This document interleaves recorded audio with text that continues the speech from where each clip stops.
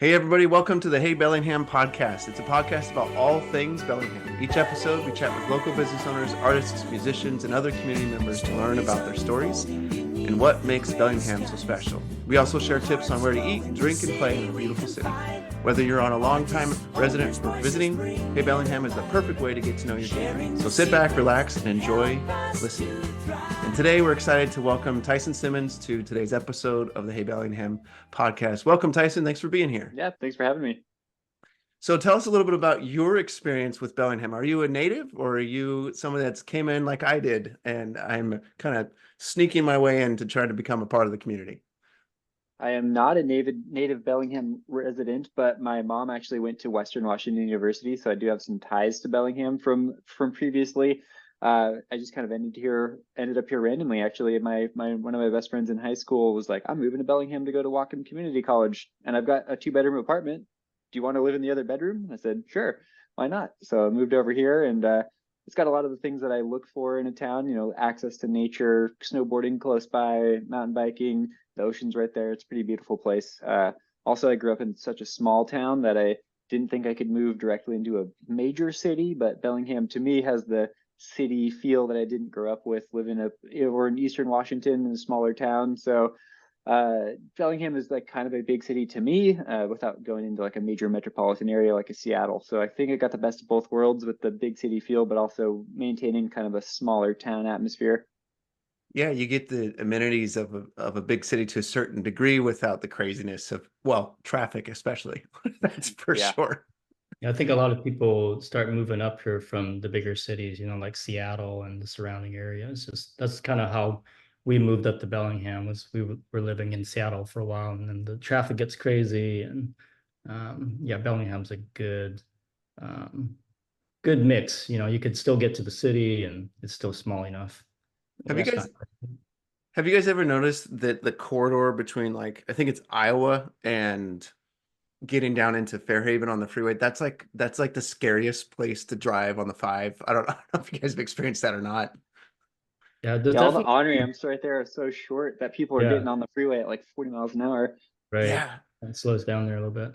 Yeah, my wife was an emergency nurse for a little while there. She I guess she retired, which is kind of fun to say. But anyway, there was so many times that would be the spot where there'd be an accident or rollover and all this kind of stuff. And so we have this weird thing that we do that we're always checking the traffic reports or the police reports about what happened there. And it's way more often than it should be that something happens there. I don't get it, but anyway, yeah, those short on ramps don't help. So Tyson, tell us a little bit about what you do and how you got into it in the first place. Yeah, so I'm the director of human resources at Hardware Sales in Bellingham. That's my current position. I've been with the company, actually, it'll be 9 years on the 6th. So we're 2 days out from my 9 year anniversary, which is great. I spent most of my time so far with Hardware Sales working for our e-commerce division, which, being in Bellingham, most people don't even realize that Hardware Sales has an e-commerce division, but we have a whole nother side of our company that's all online, and it's not on the same site as our downtown Bellingham store. And since no one really searches Hardware Sales to buy online, they wouldn't really know it. We actually do business as Onkata is our business name on Amazon. Huh. So we're like a third-party logistics company on Amazon, but that's where I first started working with Hardware Sales. So for almost 5 years, I was an operations manager with our warehouse in Ferndale, Washington. And then we actually opened up a distribution center in Indianapolis, Indiana, so we could really hit the East Coast with 2 day shipping, which is a big requirement on Amazon. And we're a prime seller, so we kind of had to fulfill those requirements. So we opened up a fulfillment center out in Indianapolis, and then I actually had the opportunity to move out to Indianapolis. So I was there for 3.5 years. I was running our facility there as a director of operations for that facility, and then still working with the people back here in Washington to make sure that we were doing everything the same and following the same procedures, so we could all keep records going and things like that.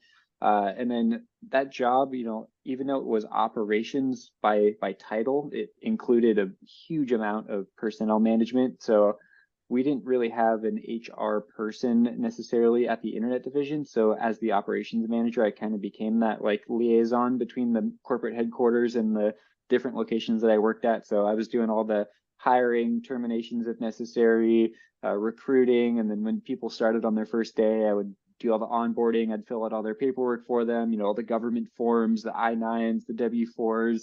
So I kind of got, my feet wet more or less with the HR world because I was kind of just doing all those things as part of my regular job. And then hardware sales actually had a general manager that had worked here for 40 years, which is pretty impressive. And she kind of, as the GM role, kind of did all things like finance and HR. So we didn't really have like a dedicated HR person, but she did that as part of her overarching job title. And that was kind of like the end of 2022 when she was talking about retiring. And, at that around that time, I kind of looked into SHRM, the Society for Human Resource Management, and I was looking around at like getting my certification because for me, I'd realized, I'm doing all this HR stuff, but I've never really been trained on it formally. So I should really learn more about it. And, so I figured out it did actually qualify for the SHRM exams, which was pretty cool. Took the SHRM SCP, which is the Senior Certified Professional, and I passed it. So I got SHRM certified, which I was really excited about. And I really just did that for myself. I wasn't trying to like, get an HR job necessarily. I was just like, hey, I'm working at Harbor Sales, love my job. I just want to know more about it so I can do better. It was like right at that time. So I emailed the GM and I was just, hey, just so you know, like I got the certification. I'm not asking for anything, but I just wanted to let you know because you can keep it in my file or whatever. And she's like, I'm going to retire in 2 months, and we kind of want to split my GM role into 2 different positions, with somebody who's really dedicated to finance, somebody who's really dedicated to human resources. And she's like, you've already been doing this stuff for almost 8 years at this point. I'd moved to Indiana and had run our facility there, so I was kind of like the top of the ladder at our facility there. She's like, do you want to come back to Bellingham and be the HR person for Harbor Sales? So that's kind of how I ended up in my current position. But I've fully embraced the HR community. I always say I went from like a quasi HR position to like now an actual real HR position, which I've talked to other HR professionals in the area, and they seem to have a similar career path. Like some people just kind of end up in HR based on their previous experience. But I love it. I love the intentionality of going, I just want to teach myself. I want to learn, and then it pays forward in huge ways. Yeah. I think it was 2 years ago, I was investigating the amount of money I invested in myself in terms of my own development in my business. And then I compared that to the money I've invested in marketing and the return I got from that. And we won't talk about that side because it's ugly. But for me, my return was 15.4x. So for every dollar I spent on myself and developing myself, I got $15.40 back, just because I could tell what I did directly in return to me, new clients and opportunities. So I love it that you pursued it that way. And that's just kind of not on accident, but like it returned to you in a very, very helpful way. So that's really, really cool. Yeah, I've always liked learning new things. So it's any opportunity I can get to do that stuff is great. So 9 years on the 6th, you said? Yeah. That's awesome. Congrats, man. That's really great. Thank you. And I want to just grab the name of the Amazon business for hardware sales again. What was the name so people can look that up? Yeah, it's Onkata, Onkata. It's all one word. Okay, cool. Thank you. Appreciate that. So you talked about snowboarding. You talked about that's something that you really enjoy. Can you talk to us about what your experience is in Bellingham with snowboarding and maybe in comparison to other experiences that you've had? Yeah. So I grew up over in Twisp in Winthrop, Washington, which is kind of a small town in the north central Cascades, right on the other side of Highway 20. So it's about a 3-hour drive from Bellingham in the summer, as long as the pass is open. And we've got a tiny little ski hill there called the Loop Loop Ski Bowl. It has one lift. It was probably 1,200 feet vertical. There were like 8 runs. But that's where I started skiing when I was 3 years old. So I've been going up there pretty much my whole life. And my dad actually ended up running the food and beverage operations for their tiny little day lodge there, so people could buy food and drink. So I would always, hitch a ride with him in the morning. He'd go up at like 6 a.m. to get everything ready for the day. And I was like the 13-year-old kid just tagging along so I could go skiing and snowboarding. So that's really what I grew up doing. And we got enough snow over there where you could, build little jumps in the backyard and, hike up the hill next to my house and kind of ride down it, which was fun. And then did a little bit of backcountry stuff. But coming to Bellingham and going to Mount Baker, I'd been to other ski resorts in the area, some in Idaho, some in Washington, and you don't really realize like Baker is a pretty legendary ski hill. I didn't know a lot about it before I moved to Bellingham, but it's like the world record for most snowfall ever at a ski resort in the entire world. And the terrain is just second to none in terms of the access that you have from a chairlift. Pretty incredible. So I've loved coming over here and being able to grow that part of my life as well. Yeah, you probably didn't have much chance in Indiana. There was no snowboarding in Indiana. Yeah. Yeah, my wife grew up in Michigan, or some of her growing up was in Michigan, and they would, if they went skiing, it was literally on a pile of trash. Like there was an old dump, and they used that as the ski resort. So, yeah, the Midwest doesn't exactly have great things for skiing, that's for sure. Yeah. Awesome. So, when it comes to your job and what you do in it, what are some of the insights you've gained from being in an HR profession? Yeah, I mean, some of the things I've realized, both coming from operations and then now transitioning to HR and really any business, is it's all about the people that work for you. You can have the best ideas in the world, but if you don't have the people that can execute those ideas, then your business isn't going to go anywhere. So working at the internet division, we really got into Japanese lean manufacturing business Mm, practices. So like Kaizen, continuous improvement models, doing large lean improvements. And then we turned that into like another local Bellingham business is Fast Cap. If you've heard of them, they kind of build like specialty woodworking tools and some other things like that. They're really big into lean, and the owner of Fast Cap is Paul Akers, and he wrote a book called 2 Second Lean. And that's kind of the, if you read about lean, you see like there's Six Sigma, you can become like a black belt in Six Sigma. There's a couple other versions of lean, but his version is kind of the one that we fell into the most, the 2 second lean model, which is really like empowering people who do the jobs every day to have a voice over how their own job works and be able to make a difference and improve their job. And I've been lucky enough to work for a family-owned business who gives me the opportunity to make those types of improvements. But one thing I've realized when I interview people all the time for positions, and a lot of them are coming from big corporations or big box stores, and one of the biggest complaints I get from people is, I was just a cog in a machine. I had mm. no say over my job. Somebody at a corporate office over in Oklahoma tells us this is how you need to stock your shelves. Well, when that actually, the rubber meets the road and you're out in the store and you're stocking a shelf and you realize like, hey, this procedure that some person gave me doesn't really work in the real world. I think I have a better way to do this. So you go to your manager and you say, hey, I've got a better way to do this. I think I'll save time. I think I'll save money. And, the response is typically like, well, we can't do anything about that. It comes down from corporate. You kind of get into the spot where you're like, why am I even here if I can't use my brain? I mean, human beings are creative problem solvers. It's essentially how we've gotten to where we are these days. I'm a big fan of, human evolution. And you really see like by working together and solving problems and using our brains, we've pretty much created the world that we live in now. And it's unfortunate that a lot of businesses operate in a way where they don't let people do what they're best at. They put people in these positions where you're doing the same repetitive task over and over and over again, and you have no say over how to change it. So the lean manufacturing techniques that we'd kind of developed for ourselves over time was like, hey, you're the shelf stocker. Tell us how you stock shelves best. And then if you have an idea that's going to make your job easier and simpler and safer, we want to hear that.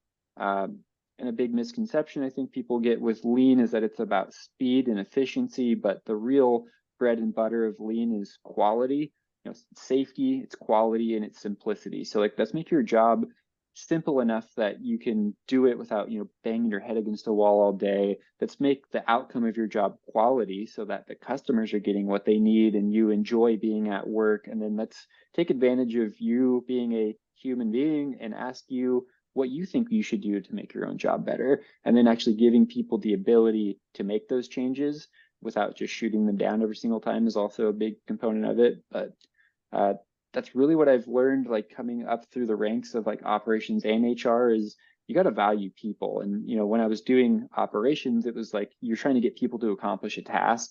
So obviously there's an end goal in mind. Like we have to get, X number of shipments processed by the end of the day. There's a really tangible outcome there. So if you can get X number of packages done a little bit faster, you're obviously going to be saving time and money. Right. But it's not about that. Like, I think the end result of lean is that you do save time and money, but the reason you're doing it isn't to save time or money, if that makes sense. You're doing it to make people better and Right. to make processes better and to make your company better. And because you're doing all that stuff, you end up at the end of the day saving time and money, which is really great. Yeah, and I love that there's a local business owner that buys into this and has really promoted the idea. So again, correct me if I'm wrong, but you said that's Paul Akers and he wrote 2 Second Lean. Is that the name of the book? Correct. Yeah. Cool. Well, maybe we can get him on the show, Chung. We can chat with him about that Yeah. because it's a beautiful idea. Just lean is a fantastic method, obviously, but what you're saying behind it is it's about the people. Even though it manufacturing and all the process of that is getting those systems dialed is important, but it's what is the resource? Human. The Mhm. resource is human. It's why it's called HR. It's Yeah. not systems resources, it's human resources. Mhm. Yeah, that's cool. Hardware sales is such a I feel like it's an iconic hardware store for Bellingham. Like, I know some builders, and when you talk about hardware sales, it's like everybody goes there. It's like cooler than going to Lowe's or Home Depot. It's just like, how long Mhm. has hardware sales been around? And you can tell, like, when you go into hardware sales, all the customer service in there, all the employees are really, really nice and really good at their job. So Yep. you give Yep. us some Yeah. background about hardware sales? Yeah, it's a pretty cool backstory, especially for a podcast about Bellingham businesses. Hardware Sales is kind of a landmark Bellingham business. It was started in 1962 by a husband and wife named Max and Alta McClellan. The company actually at the beginning in 1962 was called Powder Sales. They actually sold dynamite and explosive powders like right off the shelf to the logging and mining industries, which were the big, major industries in the Pacific Northwest at that time. So the first 10 years of Hardware Sales existence, it was actually called Powder Sales. But it was a husband and wife, kind of mom and pop operation. They started with the two of them, and then they had one person stocking shelves. And, as the years go on, you're like, oh, we need one more person for this, one more person for that. And then they got their kids involved, of course, as any small business owner does. You get your kids out there and make them stock the shelves for you when they're teenagers. So the two children of Max and Alta both got involved in the business. That was a Jerry McClellan and LaDonna McClellan. LaDonna later married, so she's LaDonna George now. But so they were both, and then they became owners of the business eventually as well later on. But in about 1972 is when they made the change from powder sales to hardware sales. Actually changed the name, and we've been in the same building location that we're in since 1972. The original powder sales location was actually across the street, across James Street from where we are now, but we've been in the same building since 1972. And I don't know the exact story about why they stopped selling dynamite, but the moral seems to be that the government regulations seem to get a little bit more intense, and you're like, oh, you can't just sell sticks of dynamite off the shelf anymore, which does make a lot of sense. So they were able to kind of transition from that business model to more of a hardware store model. They already had the logging and the mining folks that were shopping here. So, hey, let's see what they need. They need tools, they need chainsaws, they need to get their chainsaws repaired sometimes. That kind of led to like a service model later on as well. One thing we've done for a really long time is cable and rigging. So, like heavy duty steel cables that you would see being used in a logging or mining operation, safety harnesses, that type of stuff. And I think the story of hardware sales is really one of being adaptable. Being a small family-owned business, to survive for 60 plus years is pretty impressive when you think about like what the country and what the local area has gone through in that time. I Yep. mean, the logging and mining industries kind of ended, and that was the kind of the Rust Belt era for the Northwest, if that's a good way to put it. The Midwest had their steel mills and all that stuff that shut down in the 70s and 80s that kind of created the Rust Belt. And the Northwest, we had the logging and the mining industries, and those kind of died out as well. So the business had to adapt, and they had to start saying, okay, what kind of customers can we take advantage of now that these industries aren't what they once were? Well, we can get involved with the construction community. We can get involved with, the contractors, the homeowners, the DIY folks that start to supply them with what they need. And that's when the store started to really become what it is now, where it's a standard hardware store. Another cool part of the story is like each generation of hardware sales has kind of added their own, impact to the business. So Jerry McClellan, who is Max and Alta's son, he's the one who kind of started equipment rentals. And it kind of started out with people would come in and, hey, can I like borrow that nail gun over the weekend? And oh yeah, sure. They'll kind of give it to him, give us $10 or whatever. Well, that slowly becomes, you get enough people asking you about something, you kind of think, well, maybe that's a business model. So you started Right. renting a few more things. That kind of became the equipment rentals business. And the equipment rentals business now accounts for, at least for the retail stores business, it's almost a third of the overall business is just equipment rentals, which is Hmm. pretty cool. Jerry also got involved more in like industrial sales. So our big customer bases, we've got a lot of DIY homeowners. We call them our cash customers. They don't have an account here with us, but they walk in, they buy something, they pay with cash or card. Then we've got our like small contractor accounts, which, they might be one person that does their own, you know, contracting business of some kind, plumbers, electricians, home builders, those types of things. Well, then we've got our big industrial clients. So we actually service industrial clients all the way up and down the I-5 corridor, Hmm. sometimes as far as Olympia. We've got a lot of large like shipyard clients. We do a lot of the work with refineries around here, a lot of major builders and contractors. So once you get to a certain level, we actually start to service you with a personalized like outside sales team, and they kind of act as the purchasing department for those companies. So we're trying to help other local businesses basically get what they need to get their jobs done, because there's a lot of working folks around here, and there's a lot of industries that kind of drive Whatcom County and even the Pacific Northwest beyond that. And we want to be able to supply them with whatever they need to get the job done. So we're really like your shop. You can shop here if you're a skyscraper builder in Seattle. We'll supply you with what you need to do that. But if you're a homeowner down the street needing a new lawnmower, come get that here too.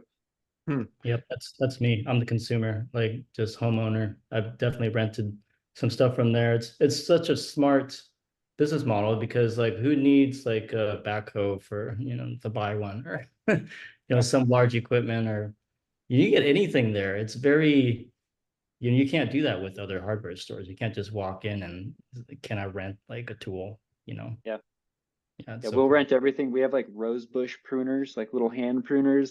And we've got this like awesome little old lady that comes in once a year in the springtime so she can trim her rose bushes, and she rents like gloves and a pruner from us. And then we've got a 20,000 pound excavator. So you can build a house or whatever if you need with that, and pretty much everything in between. But like you said, it's a good business model because not only do regular people like myself off the street, I don't want to spend $1,000 on this tool that I'm going to use one time to do a project. But contractors are also the same way. I mean, if they have to buy equipment, they have to maintain it, they have to service it, they have to store it somewhere. A lot of these big contracting companies, they spend so much money just warehousing the equipment that they need to do their work. If they can just come pick it up from us, use it for a couple days and bring it back again, that's a huge overhead off of their plate. Right. Yep. Well, and I'm imagining that I remember the first time I went into hardware sales and I was new to living here. This is like 10 years ago. And I don't even remember what I was looking for, but I went in there with my father-in-law. And if the customer service I experienced that day is anything like anything, if it's spread across all areas of the business, then you guys are rocking and rolling, because I actually remember it. And I mean that. I'm not making this up. I actually remember being lost because the shelves, it's kind of tight in there. And I remember walking through there and being like, I don't know where to go to get what I needed to get. And my father-in-law went around a corner. He knew what he was doing, and I didn't. And so I'm walking around, and then someone notices that I'm lost, of course, and they asked me a question, and then they guided me directly where I needed to go. And that part's easy, like knowing where to go. But the part that's hard, that's the customer service part that I think was so valuable, is that they recognized me and that I was confused. And so they saw that and immediately did something about it. So I'm guessing that the customer service is like that across the board for you guys. Yeah, we consider that kind of our foundation of the business. That's something that's carried on for a long time. Again, speaking to the fact that the business has been able to survive a lot of these economic changes over time. It's because people know they can come here, they're going to get treated well, but they're also going to get knowledgeable advice. I don't want to name any names, but so you go to a store and first of all, you try to find somebody to help you and you can't find anybody. Second of all, maybe you find somebody, but they can't really point you in the right direction. Oh, I think it's like over there somewhere. It's on the other side. So you end up walking around with no idea where you are, looking for something. And then even if you get down to the point where you're trying to pick between 2 or 3 different items, you're asking, hey, which one of these 3 should I buy?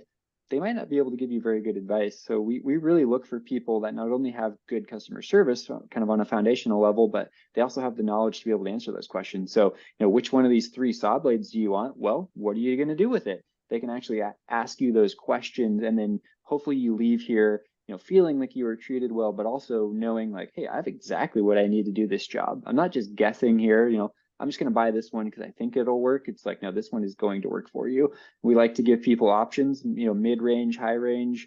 You don't need the professional tools if you're just a homeowner Right. who's going to be hanging up some pictures on your wall. This drill will be fine. But if you're going to be building houses with it, maybe you need to buy the couple $100 one. Yeah, I love that. That personal touch and actually knowing who the customer is and what they're looking for is, I mean, heaven forbid we ask a question that the organization asks us a question about what we're looking for. Like, oh my goodness, what a concept. So I love it that you guys do that and you've empowered your team to be able to do that really well. Being in the middle of Bellingham and being there for as long as you have been yourself, can you talk to us a little bit about what are the highlights for you in terms of places to go? Like you probably go to lunch periodically in town. Do you have Yeah. a special places you like to go for coffee or lunch and just places that stand out to you? Yeah, I live down in Fairhaven on the south side of town, so I typically try to hang out there more often, but I do work, kind of more on the downtown side where hardware sales is located. I guess just speaking generally for a second, I really like how Bellingham is very locally oriented. Like the fact that you can walk down the street and go to a lot of these locally owned kind of mom and pop food and beverage places, or hardware sales is kind of the same way, is really cool. There's obviously chains around and you get your Starbucks and your things like that, which is cool, but the local feel of it is really awesome too. So I typically try to shoot for those types of environments. There's a couple of breweries in town that are really good. The local breweries, like Wander is a really good one if you're just looking to hang out and have a beer. Colshan is another one of those like Bellingham businesses that's been around for a really long time, and they do a ton of good work in the community. As far as food goes, there's a couple newer restaurants that I've been into lately. There's the Red Light in downtown Bellingham. They used to be over by the old Green Frog, if you ever went over there back in the day. They've now moved locations. They're on Grand Avenue, and that place is incredible. It's like an Asian fusion style restaurant. They don't take reservations, so you kind of have to put your name in and then wait for it to be called out, which is kind of fun too. But incredible food. That's kind of been my number one dinner spot lately. And then as far as the Fairhaven side goes, where I live down there, I've always loved going up to the Black Cat. Like that, the building is so cool. It's probably built in the late 1800s, and the Black Cat's got this really kind of cool old-fashioned feel. And you have to walk up the grand staircase of the old building to get there. They've got pretty affordable food that's actually really good as well, which is cool.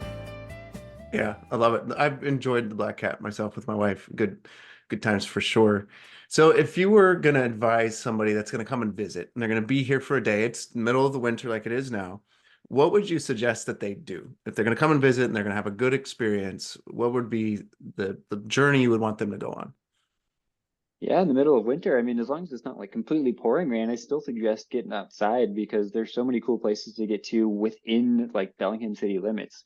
Go walk in Whatcom Falls Park. Mm. As far as a local kind of city park goes, that's pretty cool. You got these big waterfalls that you can walk by. I would say go stroll through Whatcom Falls Park. I would say go down to maybe Clayton Beach out in the Chuckanuts. It's another area that's kind of been built up over the years. There's now like an official trail and stairs down there where it used to be kind of just a trail in the woods that we used to trek down in college. But go down to Clayton Beach, you don't really realize it's an actual like sandy, nice beach, which is kind of rare for the Pacific Northwest in general. But you get that bay feel there. You can see the San Juan Islands across the water. It's just incredibly beautiful. And if you're trying to do more of a physical endeavor, any of the hikes in the Chuckanuts are fantastic. Obviously, the Oyster Dome would probably be my first recommendation if somebody's never been to the area before, just to get that view. There's not really anything like that.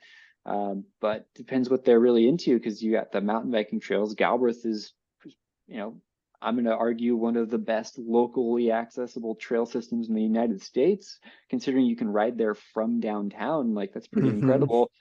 So go to Galbraith. And then we talked about Mount Baker earlier. If you're a skier or snowboarder, that's another one where it's an hour and a half drive, which is not very far for a ski resort of that high quality. And they're also a family owned operation. Mount Baker's never sold out to a big ski corporation. Like you got a lot of the big conglomerate ski companies nowadays who are buying up resorts. They've still got that local feel to them as well. It's kind of I feel like it's the Bellingham way almost. We're almost like anti big store, like anti-corporation in some ways. We like want to fight and keep that feel. And you can see it when you walk through town and you go to these local businesses, is they do not,